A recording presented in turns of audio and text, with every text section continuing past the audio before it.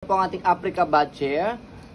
It is imported mold demo pull out from Japan. Okay, this is not pre-lab. Good for newborn up to 12 kilogram. Ayan. So, meron siyang kasamang manual at box. So, ito po yung setup niya kapag pang newborn. By the way, takip lang siya eh. Ayan. So, wala pa po itong pinaka-toys niya for toddler kasi ito. Ayan. So, meron siyang takip dito na kulay dilaw, but missing lang siya. Okay, not big deal naman yun dahil takip lang siya rito. Okay? So, ayan siya kapag pang newborn. So, pwede nyo rin naman lagay ito. Yan. Okay, kasi ito is for toddler lang. Hindi pa naman maaabot ni baby to dahil hindi pa naman siya nakakayuko. Okay?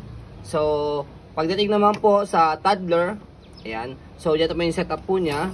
Pati yung toys. And then, pagka naka-semi-reclined, dito po siya ina-adjust. Ayan. I-press nyo lang po itong color blue. Ayan. Okay? So, easy to wash. Okay? Easy to wash yung pad niya. Ayan. Pwede ditanggal lang po itong pad niya. Okay? And then kapag i-fold siya, tanggalin lang po itong pinaka toys niya o yung pinaka harness niya. Pwede may fold ako ganun. Press nyo po ito. Nasa ilalim naman. Okay?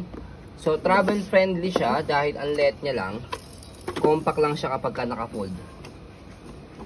Ayan. Bitbitin mo. Ayan. Tapos meron siyang hawakan dito. Details. Ayan. Okay? Ayan, details niya. Hindi po yan use kasi pag use yan, maninilaw to. So, yung sticker matatanggal yung niya dyan. sticker. Okay? Display demo lang. Tapos, kapag inopen naman siya, tanggalin nyo lang muna ulit to. Dahil di naman siya maiaangat yan. Ayan. Okay?